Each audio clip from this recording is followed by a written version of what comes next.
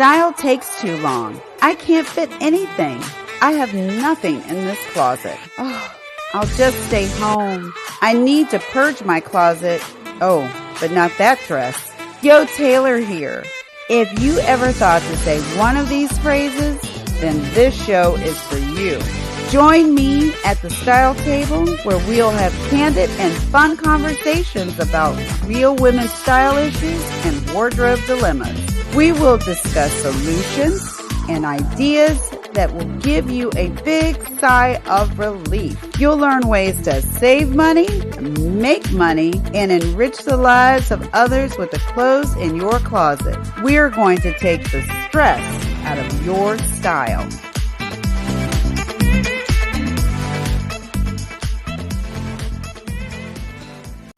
Hey everybody, it's Yo Taylor back here at the Style Table. I'm here with the lovely Phelps. She is the CEO and founder of Phelps Strategy LLC. She is a podcaster. She is an author. She is every woman. It's all in her. And we're going to have a fun conversation. She's going to tell us about what her business is, and we're going to talk about her style. Welcome to the show, Shell.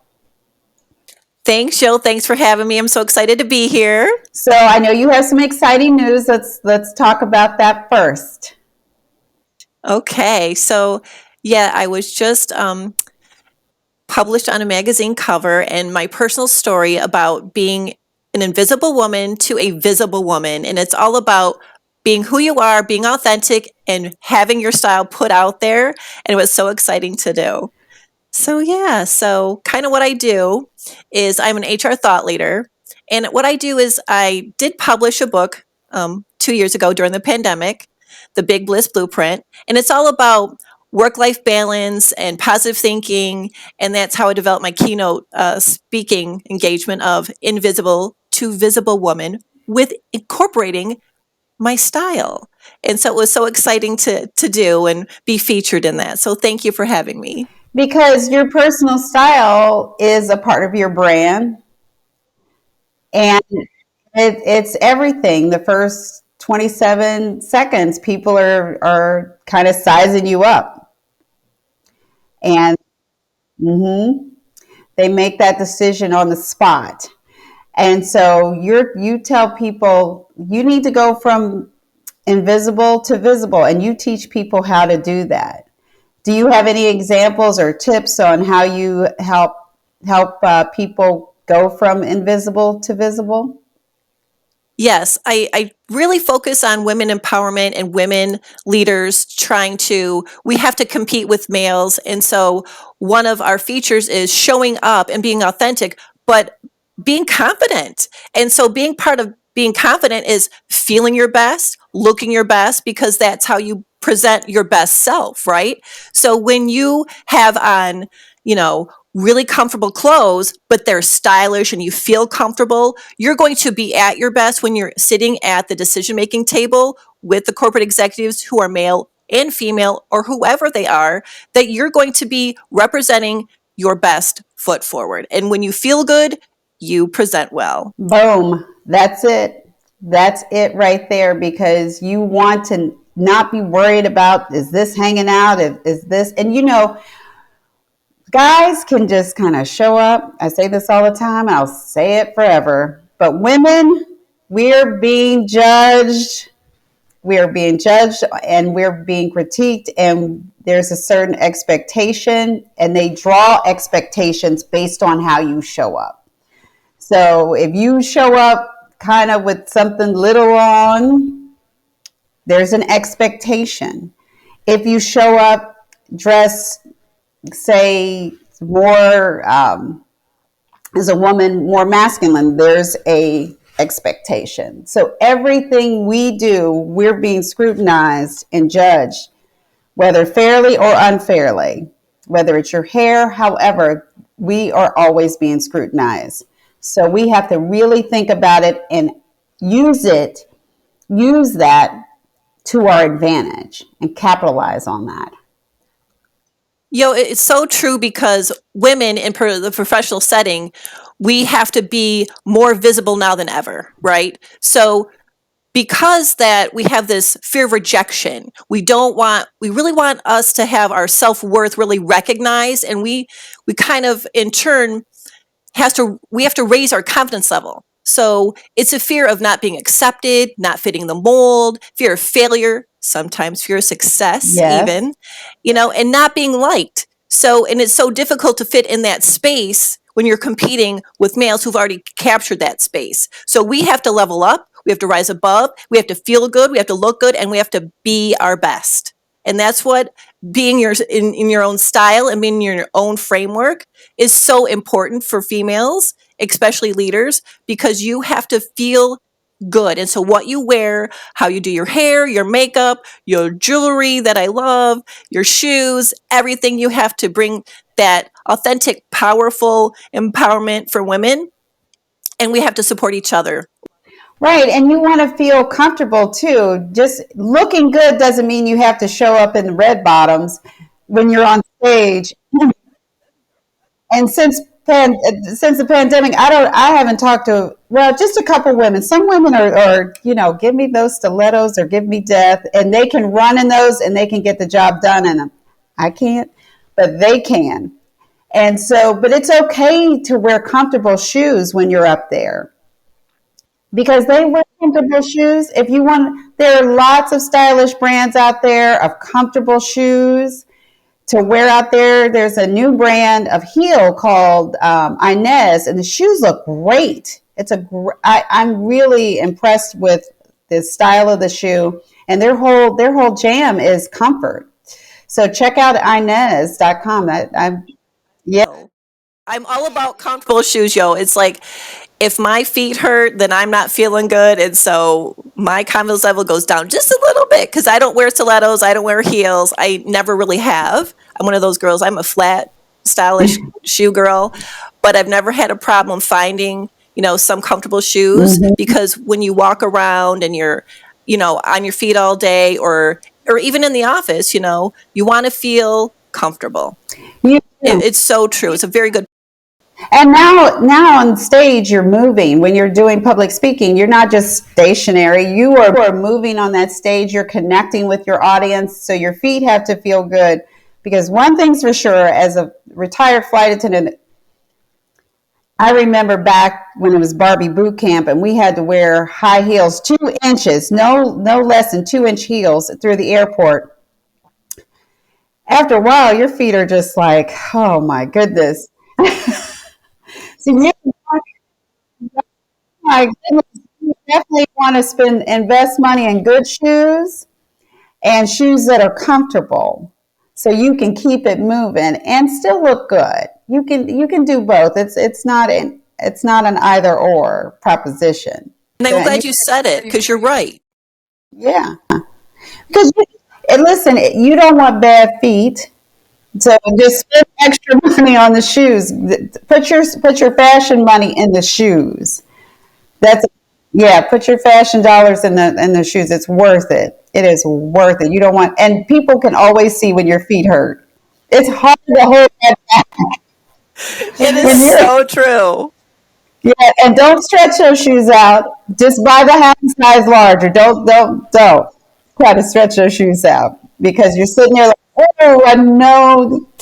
I I've I'm done ready. that. I have done that. I'll be honest. I have stretched many shoes in my day. Yes, we have, and my feet look like it. I definitely get it. Yes, ma'am. I am right with you. Now it's like, as you mature in your age, you decide that comfort is way better than looking pretty on your feet. So yeah, you still want to, look presentable and you want to look stylish, but sometimes I'm gonna pick comfort any day. Yeah, because I will say I do spend a lot more money on my shoes than I did back in the day, and it is so worth it. They I just last longer though, don't they? Yeah, they do, They and last longer when you spend an extra amount of money on some good quality shoes. It's a great investment, to your point. yeah, it definitely is. Now let's talk about your signature brand and style. Okay. So my signature brand is I like to wear black a lot. I think black is classic.